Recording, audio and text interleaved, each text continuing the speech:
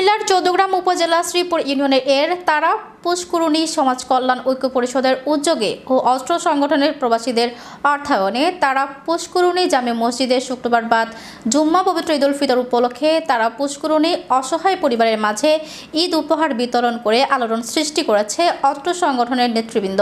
ঈদ উপহার বিতরণে দেশ ও প্রবাসী থেকেও সার্বিক সহযোগিতা করেন অস্ত্র সংগঠনের সভাপতি মোহাম্মদ রুহুল আমিন, সাধারণ সম্পাদক নূর হোসেন এবং সংগঠন পরিচালনা কমিটি মোহাম্মদ ইউসুফ আলী, মোহাম্মদ হুমায়ুন কবির, মোস্তফা কামাল, মোহাম্মদ শরীফুল ইসলাম, সাইফুল ইসলাম, মোজাম্মেল হক, নুরুজ্জামান, মাহিউদ্দিন, আতিক হাসান সহ আরও অনেকে।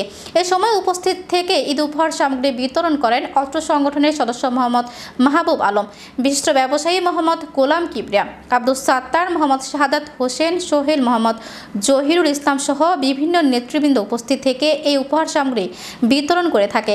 এই সময় গ্রামের স্থানীয় নেতৃবৃন্দ সংগঠনের সকল কার্যক্রমকে ধন্যবাদ জানিয়েছেন এবং বিশেষ করে প্রবাসীদের এমন মহৎ কাজকে ভবিষ্যতে চলমান রাখার আহ্বান জানান স্থানীয় লোকজন। এ সময় সংগঠনের সভাপতি রুহুল আমিন প্রবাস থেকে জানায়, আমরা এই সংগঠন থেকে সবসময় চেষ্টা করি অসহায় পরিবারের মানুষগুলোর মুখে একটু হাসি ফোটানোর জন্য। তাই প্রতি বছরের ন্যায় এই ঈদেও প্রতিটি পরিবারের জন্য 1.5 কেজি গরুর মাংস ও সেমাই থেকে যা কিছু একটা পরিবারের যা প্রয়োজন তা আমরা দিচ্ছি। তাই সকলের কাছে দোয়া কামনা করেন প্রবাসী সহ অস্ত্র সংগঠনের নেতৃবৃন্দ।